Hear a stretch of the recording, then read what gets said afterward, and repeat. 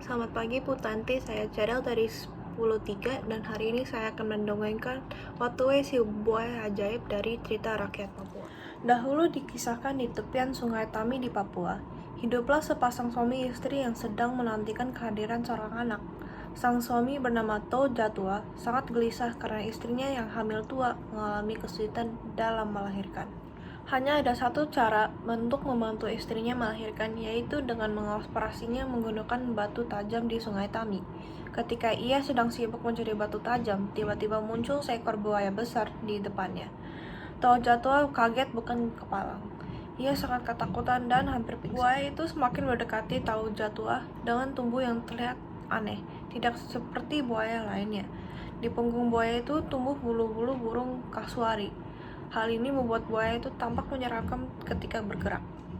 Ketika jarak buaya semakin mendekat, Tao Jatua mulai bersiap-siap melarikan diri. Tiba-tiba sang buaya menyapa Tao Jatua dengan ramah. "Maafkan aku jika mengkagetkanmu.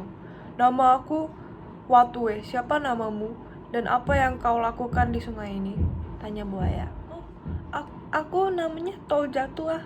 Aku di sini sedang mencari batu tajam untuk membantu istriku melahirkan, jawab Tao Jatua ketakutan.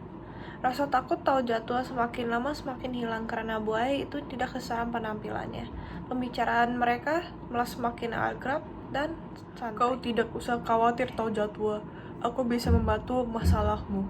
Aku akan menolong istrimu melahirkan," ucap Watuwe.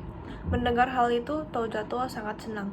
Ia pun kembali ke rumah dan ceritakannya pertemuan dengan buaya ajaib di Sungai Tami kepada istri. Hari berganti hari, Tao Jatua tetap saja merasa gelisah karena sebentar lagi istrinya akan melahirkan.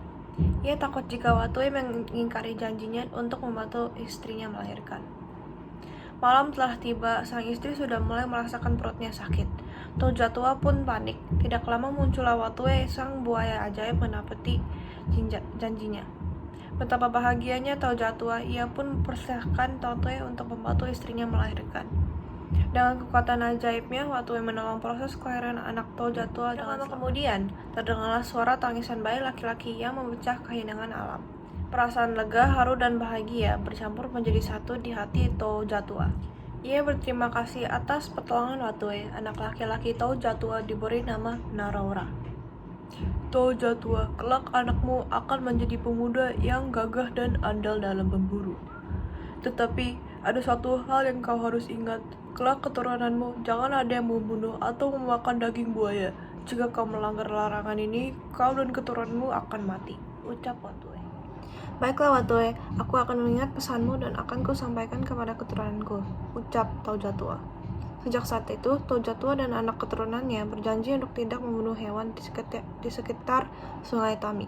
Mereka pun melindungi hewan-hewan tersebut dari para pemburu.